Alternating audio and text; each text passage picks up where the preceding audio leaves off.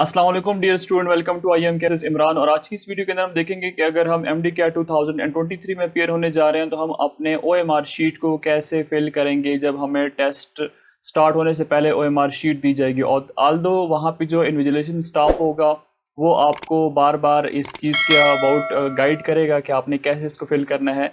लेकिन अगर आप पहले से मेंटली प्रिपेयर्ड होकर जाएंगे तो ऑब्वियसली ये आपके लिए बहुत ज़्यादा हेल्पफुल होगा और आप इसको घर में प्रैक्टिस कर सकते हो। अदरवाइज ये वीडियो अगर आप देखेंगे तो आपको दोबारा से प्रैक्टिस करने की ज़रूरत नहीं होगी। मैं आपके सामने वन बाय वन सारे जो ओ एम आर शीट है उसको फिल करना आपको सिखाऊंगा और ऐसी क्या क्या चीज़ें हैं जो कि हमें लाजमी फिल करनी होगी आपको बताऊंगा। सो वीडियो को स्टार्ट से एंड तक देखें और अगर आप चैनल के ऊपर न्यू है तो चैनल को सब्सक्राइब कर लें ताकि आपको हर आने वाली वीडियो मिल सके, क्योंकि हमारी जो भी वीडियोज़ होती हैं वो या तो एम डी कैट की प्रिपरेशन के ऊपर बेस्ड होती हैं या फिर पी एम डी सी या फिर जितनी भी आपकी यूनिवर्सिटीज़ एफिलेटेड हैं पी एम डी सी के साथ उनसे रिलेटेड जो भी नोटिफिकेशन आती है तो हम आपके साथ शेयर कर रहे होते हैं। So let begin this video. आप अपने मोबाइल और लैपटॉप की स्क्रीन के ऊपर देख सकते हैं कि that is the O M R response form for M D CAT 2023। ठीक है, यूनिवर्सिटी ऑफ हेल्थ साइंसेज ने अपने ऑफिशियल वेबसाइट के ऊपर एक बुकलेट शेयर की है और उस बुकलेट के सबसे एंड पे अगर आप जाओगे तो आपको ये वाला फॉर्म जो है मिल जाएगा। अब इसको फिल करने का तरीका क्या होता है ये आपको दिया जाएगा और इसमें सबसे पहली जो चीज़ है वो जहाँ पे स्टूडेंट मिस्टेक करते हैं वो ये है दिस वन। ठीक है, जहाँ पे आईडी लिखा हुआ है स्टूडेंट क्या कर देते हैं इस आईडी से ही पहला एमसीक्यू स्टार्ट कर देते हैं, जो कि बहुत बड़ा ब्लंडर हो जाएगा। देखो अगर आप यहाँ पे पहला एमसीक्यूज कर लेते तो अब क्या होगा, आपकी जो सारी सीक्वेंस है उसका तो बेड़ा गर्क हो गया, वो तो सारा का सारा खराब हो गया।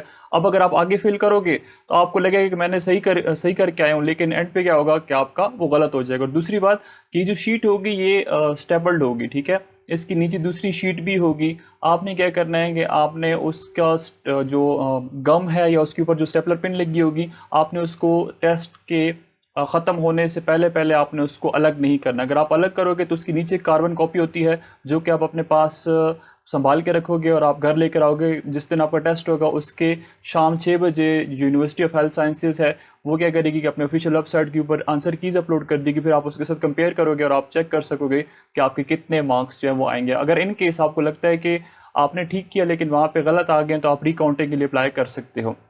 एनीवेज सबसे पहली जो चीज़ है वो यहाँ पे आईडी है। और आईडी कहाँ से आपको मिलेगी, आईडी आपको मैंने पहले बताया था कि आपके पास होगी एक बुकलेट। ठीक है, आपको बुकलेट दी जाएगी जिसके अंदर क्वेश्चंस होंगे। अब यहाँ पे टॉप राइट कॉर्नर के ऊपर यहाँ पे जो वो है बुक है उसकी आईडी लिखी होगी। अब आईडी क्या होगी, आईडी या तो ए होगी या फिर बी होगी या फिर सी होगी या फिर डी होगी। हर इंडिविजुअल बच्चे के पास आईडीज़ जो है वो डिफरेंट होंगी और उसमें फ़र्क क्या होगा कि आपके क्वेश्चंस होंगे उसकी शफलिंग एक दूसरे से डिफरेंट होगी। तो आपने एक बात तो ध्यान में रखें कि चीटिंग नहीं करनी है, एक दूसरे से पूछना नहीं है कि एमसीक्यू नंबर 1 के अंदर क्या आ रहा है, 2 के अंदर आ रहा है क्या आ रहा है। अगर वो आपको बताएगा कि एमसीक्यू नंबर 1 के अंदर लेट से बी आ रहा है तो हो सकता है आपके पास वो ऑप्शन नंबर ए हो, तो आपने ये वाला काम नहीं करना और अदरवाइज भी अनफेयर मीन्स में आ जाता है। एनीवेज लेट्स आपको बुकलेट मिली ए वाली, ठीक है, जिसके ऊपर ए लिखा हुआ है। तो आपने क्या करना है यहाँ से ए वाला सर्कल जो है वो फिल कर देना। अब ये हो गया। उसके बाद एमसीक्यू स्टार्ट करेंगे। एमसीक्यू नंबर 1 के अंदर क्या आ रहा है, let's say option number C था तो आपने ऑप्शन नंबर सी का जो सर्कल है वो इस तरह फिल किया।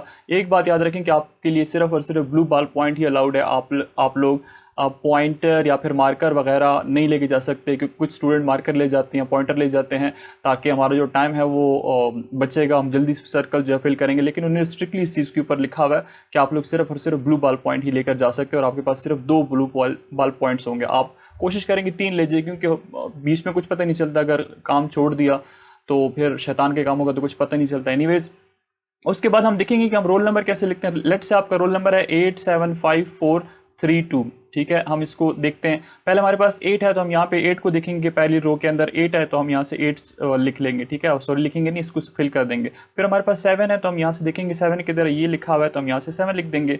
और उसके बाद हमारे पास क्या है 5 है तो हम यहाँ से देखेंगे थर्ड रो के अंदर 5 कहाँ पे लिखा हुआ है, दिस इज़ द 5। और यहाँ पे क्या है 4 तो हम यहाँ पे 4 लिखेंगे। ठीक हो गया। और उसके बाद 3 है तो हम नेक्स्ट लाइन के अंदर 3 लिखेंगे। और फिर हमारे पास 2 है तो हम क्या करेंगे यहाँ पे 2 लिख देंगे। ठीक है, और एंड पे हमारे पास लेट से 3 है तो हम यहाँ पे 3 कर देते हैं। अब सम टाइम इस तरह होता है कि आपका यहाँ पे 0 आ जाता है, स्टार्ट में 0 आता है तो आपने पहले वाले के अंदर क्या होगा 0 करना होगा एंड सो ऑन, बाकी उसका तरीका सेम है।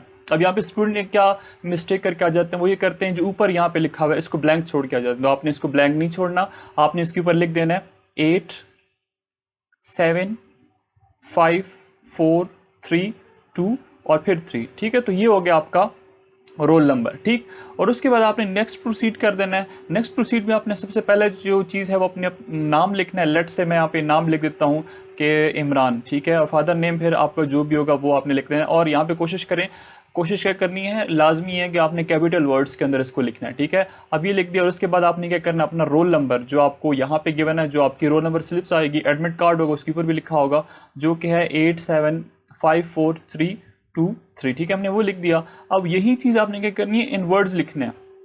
इन वर्ड्स आपने लिखना है, इसको वर्ड्स में आप कन्वर्ट करते जाएं और उसके बाद आपने इन 2 लाइंस के अंदर छोटा छोटा लिखना है, ताकि ये जो एक्सीड ना कर जाए, क्योंकि आपके पास सिर्फ ये 2 ही लाइंस आप यहाँ पे लिखेंगे। और उसके बाद आपका CNAC नंबर है, CNAC नंबर आपने क्लियर करके लिखना है, लाइक 142025143503 और यहाँ पे कुछ भी लिख दें आप, ठीक है।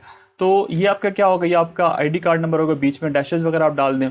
उसके बाद क्वेश्चन पेपर ID वो होगी जो कि आपके बुकलेट के ऊपर यहाँ पे लिखी होगी, ठीक है। अब ये ID जो यहाँ पे होगी, जो लेट से आपने यहाँ पे A आपको मिली थी तो आपने A यहाँ पे फिल किया और आप वो यहाँ पे भी लिखोगे। उसके बाद एग्जामिनेशन सेंटर कौन सा, लेट से आपने लिखा लाहौर या रावलपिंडी या जो भी वटेवर जो भी आपका सेंटर है, वो आपके जो रोल नंबर स्लिप्स है उसके ऊपर मेंशन होगा, आपने वो यहाँ पे लिख देना। उसके बाद आपने क्या करना है, आपने अपना जो सिग्नेचर है जो आप करते आ रहे हो, जो आप लोगों ने CNAC बनवाया है, जो नादरा के पास पड़ा, आपने वो वाला यहाँ पे कर देना है। अगर जिनका बे फॉर्म है तो आपके लिए मसला नहीं, आप जो भी टीचर करते हैं इससे आपका फ़र्क नहीं पड़ेगा। उसके बाद वहाँ पे जो ड्यूटी सुपरिटेंडेंट होगा वो आएगा और यहाँ पे आपके लिए सिग्नेचर करेगा। अब यहाँ पे कुछ इंस्ट्रक्शंस हैं कि use the blue ball pen only. जैसे आपको मैंने बता दिया, इसको हम थोड़ा जूम आउट कर लेते हैं। जैसे आपको मैंने पहले ही बता दिया कि आपने क्या करना है, आपने ब्लू बॉल पॉइंट जो है उसको यूज़ करना है। Please fill in the MCQs paper ID and roll number correctly. अब ये आपने क्या करना है कि पेपर ID और रोल नंबर जो इसको करेक्ट फिल आउट करना है। It is important that the circle is filled completely. अब स्टूडेंट क्या करते हैं, अगर मैं सर्कल है इसके ऊपर थोड़ा सा यहाँ पे कर देते हैं, बस उसको छोड़ के आ जाते हैं कि बस मैंने कर लिया। अगर आप इस तरह करोगे तो क्या हो जाएगा, दैट वुड बी क्रॉस्ड। इस तरह अगर आपने इस तरह कर दिया, ये बीच में खाली रह गया, तो इसको भी आपने क्या करना है, कम्प्लीटली फिल करना है। ये आपका एक्सेप्टेबल नहीं है। क्यों? क्योंकि ये जो पेपर है ये OMR मशीन के ऊपर चेक होती है। अगर आप इसको फिल नहीं करोगे तब क्या होगा, गलत हो जाएगा। अब यहाँ पे कुछ एग्जांपल्स गिवन है। एग्जांपल्स में क्या है, जो करेक्ट वन है ये देखें, इसने कम्प्लीटली फिल किया हुआ तो ये करेक्ट वन है। दूसरे के अंदर क्या है, अब ये इनकरेक्ट क्यों है, इसकी वजह ये कि यहाँ पे ओ राइटिंग क्या है कि फॉर एग्जांपल आपको पहले पता चला कि जी MCQ नंबर 1 के अंदर B आ रहा है, तो आपने B का जो सर्कल है उसको सारा का सारा फिल कर दिया। थोड़ी देर बाद आपको किसी ने बताया, साइड से आवाज़ आई कि नहीं उसके अंदर तो D ऑप्शन है, तो फिर आपने D को फिल कर दिया। अब जब D को फिल करोगे और B को भी फिल करोगे, that is the over writing. अब ओवर राइटिंग करोगे तो आपको यहाँ पे मार्क्स नहीं मिलेंगे, तो दिस इज ऑल्सो इनकरेक्ट। अब यहाँ पे देखो, इसने ये पूरा बबल जो है इसको फिल ही नहीं किया, ठीक है। अब यहाँ पे देखें कुछ स्पेसेस वाइट नज़र आ रही हैं तो इसको फिल नहीं किया गया। यहाँ पे देखो इसने बिल्कुल ही जान छुड़ाई हुई है, तो ये इस तरह अगर आप करोगे तो आपको मार्क्स नहीं मिलेंगे। Do not erase a responses once the circle has been filled. अभी अगर आपने एक दफ़ा सर्कल को फिल कर दिया और आपने उसको इरेज नहीं करना, ना ही आप लोगों ने ब्लैंको लेके जाना है जिसको आप वाइटनर कहते हो, आप साथ नहीं लेके जाओगे। एक दफ़ा फिल कर दिया तो बस फिल कर दिया। Multiple responses of one question is not allowed. Multiple responses जैसे आपके पास यहाँ पे लिखा हुआ है, देखो ये 2 रिस्पॉन्स जो है वो गिवन है, तो ये अलाउड नहीं है। Tearing off the responses form, folding, stapling, cutting, and putting unnecessary sign and identification on the form will lead to automatic disqualification of the candidate. अगर आप लोगों ने ये जो फॉर्म है या इवन जो क्वेश्चन पेपर आपको गिवन होगा उसमें आप लोगों ने कुछ नहीं ना ही आप लोगों ने कहीं भी सिग्नेचर करने हैं, ना कोई ऐसी ID देनी है, कोई नंबर देना है जिससे आप अनफेयर मीन्स की तरफ जा सकते हो, तो ये चीज़ें स्ट्रिक्टली जो है वो मना की गई है। तो ये आपके पास था सारा कुछ कि आप कैसे इस OMR शीट को फिल आउट कर सकते हो। इसके अलावा अगर आपके जहन में कोई सवाल आता है तो आप कमेंट सेक्शन के अंदर पूछ सकते हो। Thanks for watching and stay connected with IM chemist.